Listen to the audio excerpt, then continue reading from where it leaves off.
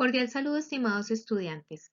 En este recurso educativo vamos a hablar acerca de aminoácidos y proteínas. Para ello nos hemos planteado como objetivo identificar de manera demostrativa los aminoácidos y proteínas presentes en algunos alimentos a través de pruebas de análisis cualitativo. El contenido que abordaremos en este recurso educativo consta, primero, de las generalidades acerca de las propiedades de aminoácidos y proteínas. Luego nos centraremos en las pruebas que nos permite identificar aminoácidos como la prueba de Biuret, la prueba santoproteica, la prueba de Hopkins-Cole, la prueba Sakaguchi y finalmente vamos a determinar el contenido de proteína en algunos alimentos a través de la titulación de Sorens. Este contenido será evaluado a través del desarrollo de un informe y una evaluación en línea, lo cual también se va a explicar.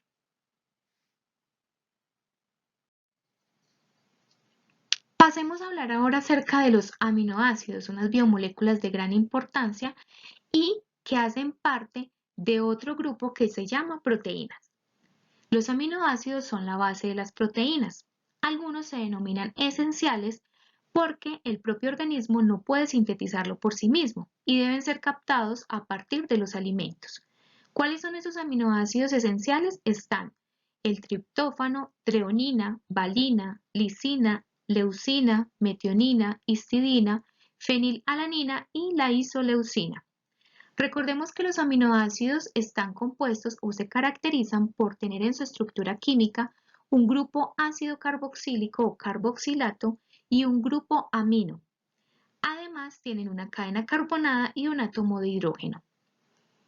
Como se había indicado, las proteínas son macromoléculas que están formadas por cadenas lineales de estos aminoácidos. Las proteínas son muy importantes porque tienen funciones específicas, tales como son transportadoras, reguladoras, son estructurales, receptoras y también intervienen en procesos de catálisis. ¿Qué ejemplos tenemos de estas proteínas? Tenemos el colágeno que encontramos en la carne y tienen como función ser estructurales. Tenemos la O-albúmina que se encuentra en el huevo, es muy importante dado que su función es de transporte en el plasma sanguíneo. Tenemos la caseína que se encuentra en la leche y que permite la conservación de músculo. Además, a partir de su estructura permite formar una micela que lleva o reserva los iones calcio. Por eso decimos que la leche es una fuente importante de calcio. Vamos a hablar acerca de las pruebas que me permiten identificar los aminoácidos. Iniciaremos con la prueba de Biuret.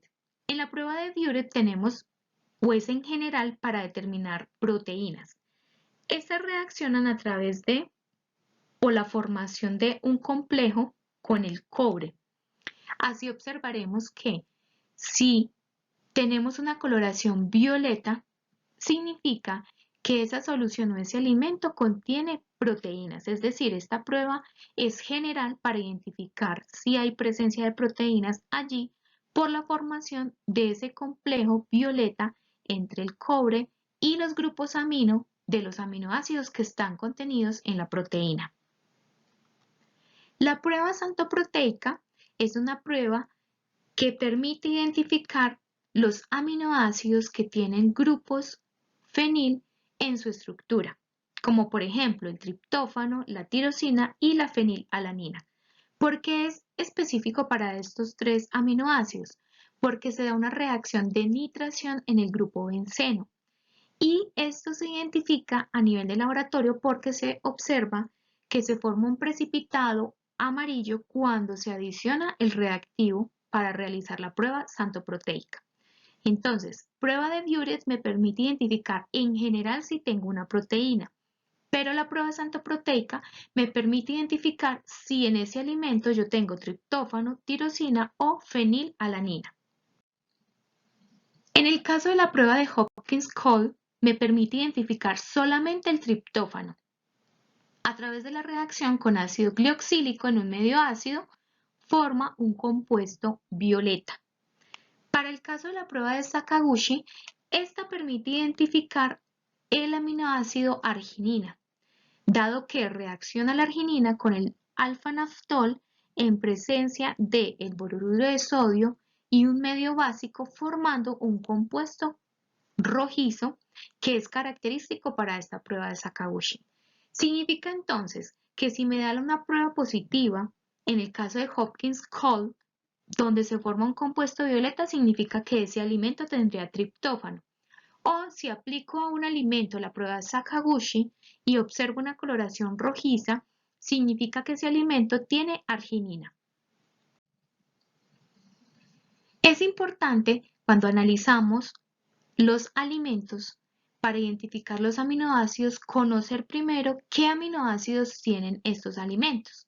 Vemos, por ejemplo, que el huevo tiene primero proteína que se llama la ovoalbúmina, pero tiene esas unidades pequeñas que son los aminoácidos como por ejemplo glicina, histidina, isoleucina, leucina, metionina, triptófano, lisina, arginina, alanina, valina y tirosina. Por su parte, la gelatina tiene como proteína el colágeno, pero contiene los principales aminoácidos como glicina, histidina, isoleucina, fenilalanina, arginina y alanina. En el caso de la leche de soya, esta contiene los siguientes aminoácidos: isoleucina, leucina, lisina, metionina y cisteína, fenilalanina, tirosina, treonina, triptófano, valina e histidina. En el caso de la leche de almendras encontramos leucina, arginina, glicina y valina. Y para la leche entera, que tenemos allí como proteína la caseína, tenemos los aminoácidos lisina, metionina, valina, isoleucina y leucina. Al analizar este contenido de aminoácidos en estos alimentos, podemos decir que los alimentos ricos en estos aminoácidos son el huevo, la leche de soya y la gelatina. Por lo tanto, es importante tenerlos presentes en nuestra dieta diaria. Ahora bien, para determinar el contenido de proteínas utilizamos la titulación de Sorens. Esta permite determinar cuánto tengo de proteína en un alimento a través de una titulación formólica, es decir, adiciono formol. Y eso permite un proceso de desnaturalización de la proteína, es decir, cambia su estructura tridimensional. Recordemos que la desnaturalización de las proteínas se puede dar por cambios de pH, cambios de temperatura, cambios de, por ejemplo, o por adición de alguna sustancia como etanol o formol. Si cambia la estructura, se pueden exponer los grupos ácidos carboxílicos y los podría titular con una solución básica, que en este caso sería hidróxido de sodio. Entonces, en el proceso que se realiza en el laboratorio, vamos a explicarlo a través de este video. Tenemos la muestra, que en este caso puede ser una solución al 10% de leche o puede ser huevo, que se lleva a un Erlenmeyer donde se adiciona además 5 mililitros de formol y 2 gotas de fenolftaleína. Recordemos que la fenolftaleína es un indicador ácido-base. Cuando tenemos esta mezcla en el Erlenmeyer, vamos a hacer la titulación con hidróxido de sodio 0,1 molar. Y vamos a observar que al adicionar gotas de hidróxido de sodio, vemos un viraje de un rosado tenue y se debe a la presencia de la fenolftaleína. Cuando tenemos ese rosado pálido, ese es el punto de equivalencia, es decir, que es la cantidad que yo me gasté de hidróxido de sodio para titular esos grupos ácidos carboxílicos que están presentes debido a la proteína que está presente en ese alimento. Si yo me gasto más hidróxido de sodio en un alimento que en otro, significa que yo tengo más proteína en ese porque tenía más grupos ácidos carboxílicos. Recuerden que las proteínas están compuestas ¿de qué? De aminoácidos. Y los aminoácidos tienen en su estructura química ácidos carboxílicos. Entonces es una medida indirecta de saber cuánto tengo yo de proteína en ese alimento a través de este proceso que se llama la titulación de Sorens.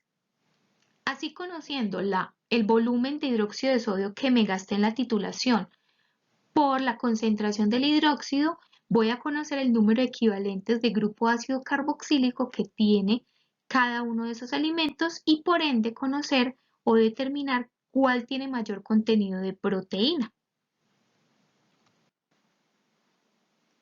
Para finalizar entonces,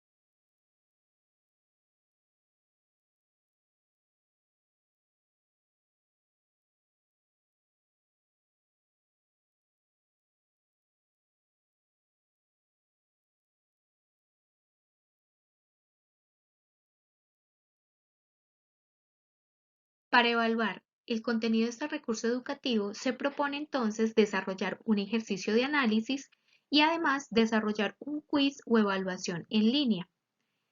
Para ello, el estudiante debe consultar la respectiva guía de actividades del componente práctico. Como conclusión tenemos entonces que a través de pruebas cualitativas se puede identificar la presencia de aminoácidos y determinar el contenido de proteínas en algunos alimentos.